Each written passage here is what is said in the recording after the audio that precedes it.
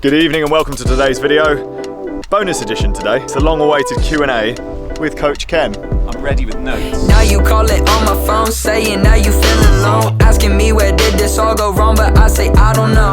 You've been doing your homework, have you? Yeah, I'm fully professional. I prepare for these things. I've spent about an hour making sure I'm shit hot. Sorry, I just spent the last 3 days getting ready for this. What have the questions been like? Good? Some of them were greatly appreciated, but a little bit nonsense. Some of them have really short answers, which I'm not going to apologise for. And some of them have really incredibly detailed, long answers. So I think we should warm up a bit. Strap in.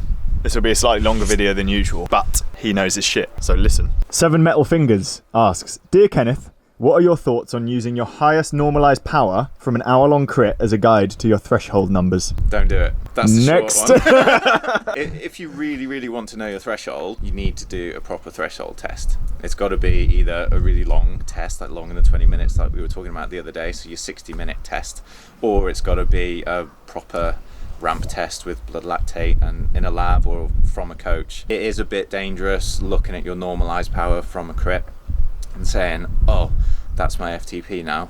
Because of the way the maths works behind the scenes, it is quite possible to achieve higher than your anaerobic threshold power as your normalised power number for an hour, which in theory isn't possible. If that is your 60-minute power, you shouldn't be able to do it. You're much better off looking at average power numbers rather than normalised power numbers, particularly when it comes to longer efforts. Joe Blackburn asks, what is the best way of improving climbing speed on short climbs between 1 to 3 minutes? The short answer is pedal harder and way less. The better answer is probably, if you want to improve your short duration power, it's trained specifically for that. So you would start by testing, say, your 3-minute power, building into your training plan over a number of weeks and months. 1 or 2 sessions a week where you focus on short 1 to 3 minute repetitions at and above that power, aiming to progressively increase the amount of time within a session that you can spend at that intensity. And then over, say, 6 to 8 weeks,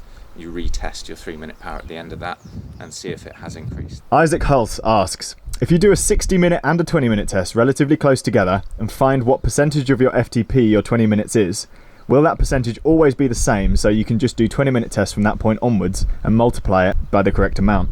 Or could they change with different types of training? Stop trying to avoid the 60-minute tests. But they suck! 20-minute tests suck as well, so you may as well just do a 60-minute That's test. The 95% rule for your 20-minute versus 60-minute power is going to change with training. You can't really just say, oh, well, I did a 20-minute test and I knew my threshold at the time it was 92%, so it's always going to be 92%. You might be naturally inclined one way or the other. If you're a really powerful, anaerobic, sprinty, muscular type rider, you're probably going to be a lower percentage than 95% of your 20-minute power, like 90, 92%. At the other end of the scale, you might always be on the sort of 97, 98% end of things, but if you're trying to be super accurate with your training, then you just need to do better testing. What I like to do with the people that I coach is perform a proper ramp test protocol with blood lactates and get a really accurate idea of their threshold heart rate, because that is the metric out of all of these things you can follow that does tend to stay the same over time. It can alter a few beats here or there. Maybe like one over time, like over years, it might slowly decrease by a few beats. But in general, if your threshold heart rate is, say, 160 beats per minute, it's going to be pretty similar to that time and time again. So if you've got a good idea of that, then you can go and perform the same ramp test protocol at home on your trainer by yourself, gather some power and heart rate data from that and put it side by side with your previous ramp test to see where your power curve has changed relative to that threshold heart rate, which is probably the same as before. That's going to be your best bet of doing repeat tests without having to go to a lab every time. The next question's from our mate Simon, and I'm going to read it in his voice. Finally, the real scoop on FTP. Although by similar logic, 60-minute tests only measure 60-minute power. To determine threshold, the only true way is to measure it right. Some people's threshold lasts for only approximately 30 minutes, others 90 minutes, depending on muscle and glycogen stores. Science is evidence for the truth.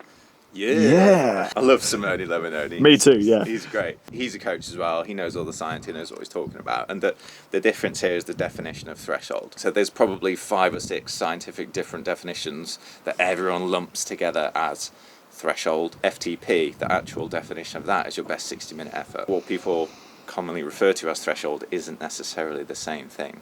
So coaches like me and Simone, what we're talking about is maximal lactate steady state, which is the highest intensity that you can sustain without rapidly increasing levels of blood lactate. That is going to be very similar to what you can hold for a long duration, i.e. 60 minutes. But his point is, if you find that maximal lactate steady state for one person, the amount of time they're going to be able to hold that power for is going to be different to the next person. And it can vary quite a lot, as he says, from 30 to 90 minutes. Innie Takes Pics asks, I don't own a power meter, so what's the best way to set my training zones? Is feel good enough, or should I look at speed? The short answer is find a way to get a power meter, because it is just, without question, the best way to set your training zones. If you really can't get a power meter, then heart rate is going to be the next best thing, but it is open to lots of error, because your heart rate is affected by all sorts of environmental factors: sleep, caffeine, hydration, etc. Perceived exertion is another one. There's a really simple scale which is based around like your breathing and how you can hold a conversation, whether you can talk in full sentences, one word at a time, or not talk at all. That's a really good way of doing it. Don't use speed, which was in this person's question. If some people sort of say, I really want to be able to ride at 20 mile an hour average, and the problem with that is speed is affected so much by so many different things. It's just impossible to take that as the same physical effort day to day. Power and duration is the thing you should be measuring. If you haven't got power, use heart rate. It's the next best thing. What I really like to do when I'm going in depth with the people that I coach is use a combination of power and heart rate. So you look at repeated sessions over time at the same power and see how their heart rate changes over time. If it's going down, I generally take that as they're getting fitter and more efficient, and then the body's not having to work as hard to produce the same output. So they're increasing their efficiency. So it was a really good question from Cycling Darren 37. I'm addicted to Zwift racing at the moment and can't get enough. Will it help or hinder my training in the long term? That's a wicked question, because it's really popular at the moment. Zwift racing's great, really like it, I'm a fan of it. If you don't have a training plan, or if you hate the turbo trainer, Zwift is a great way of keeping yourself entertained and keeping yourself on the bike. Logging more miles, doing more training. It's absolutely brilliant. If you do have a training plan, if you're following structure, you can load it into Zwift. And if you've got a smart trainer, you can get the two to work together, so you can just press go on your training session, and the erg mode on the trainer will just hold you to the power output that the session is telling you to do, so you don't even have to think about the training session. So that is fantastic. Regards to racing, I've done a couple myself. I really enjoyed them, but they are quite a different effort to a race in real life scenarios, and they tend to favour people who are fitter and stronger and lighter. In my opinion, it's more about being a watts per kilo rider rather than a really savvy sprinter who's got really good racecraft, can sit in all day and then sprint at the end and actually win a real life race, because you can't really do that in a Zwift race. Where against the drafting benefit isn't as large from what I can see and what I've seen in real life versus racing on Zwift.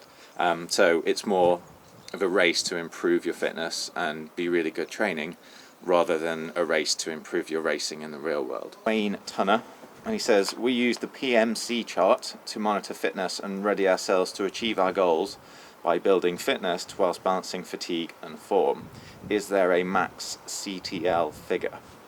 So this is the one I was talking about, which has got lots of acronyms and lots of nerdiness. For those who don't know, PMC is Performance Management Chart, and it's a useful tool within the Training Peaks system that takes data from your power meter and aggregates it over time, allowing you to monitor and track your performance. It's got basically 3 lines on it, one of them being fitness, one form, one fatigue. The fitness is otherwise known as CTL, so chronic training load, which is basically your average daily TSS for the last 6 weeks. TSS being your training stress score.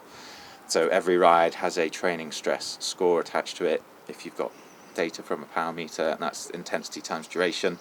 So you could have a short ride that's really intense with the same training stress score as a long, low intensity ride. Who invented that?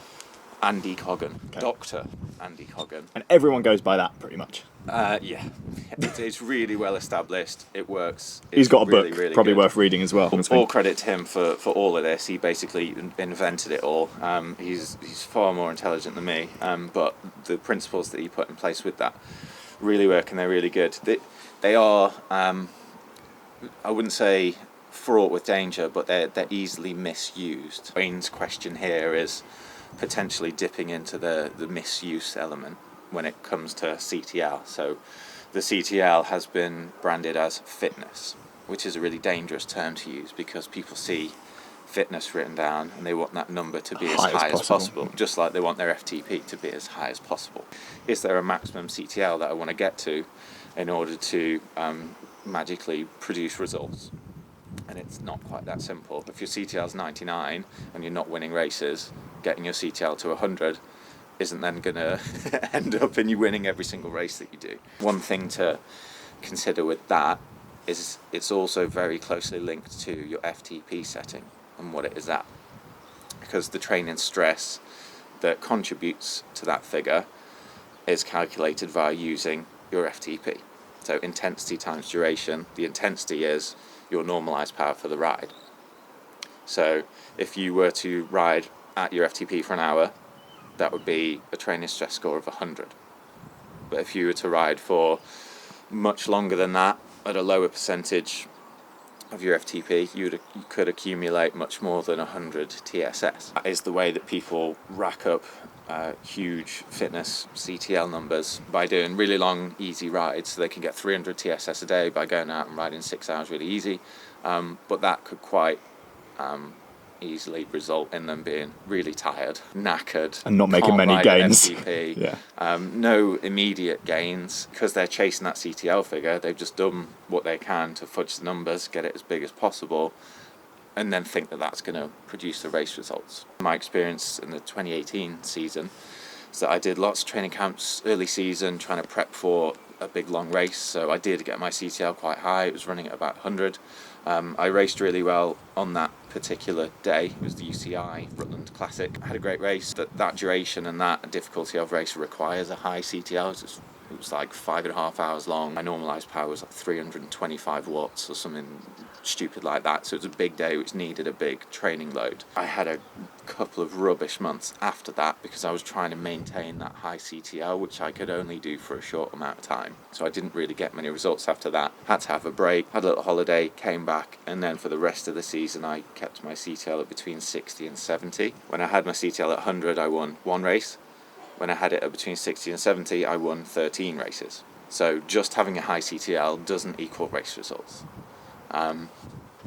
At 60 to 70 CTL, I was training well, I was recovering well, I could produce really high quality, intense sessions, and that translated to being able to do that in a race scenario, ride really hard and ride away from people. The CTL figure that is optimal for your event is based on what the event itself is. Like someone doing an Ironman triathlon needs a much higher CTL than someone racing for an hour-long crit. Can we do a warm video next time? Yeah. Yeah. Under a blanket. What are you talking about? We're in Spain. Oh yeah, it's really warm in Spain, yeah. Under a blanket? Not just me and you under a blanket. Chris as well? Oh yeah. Yeah, cool. Thank you everybody for all your questions. I'm going to put links down below to Ken's website. Definitely head to that website if you want to have a chat with Ken, ask him anything, and if you need coaching.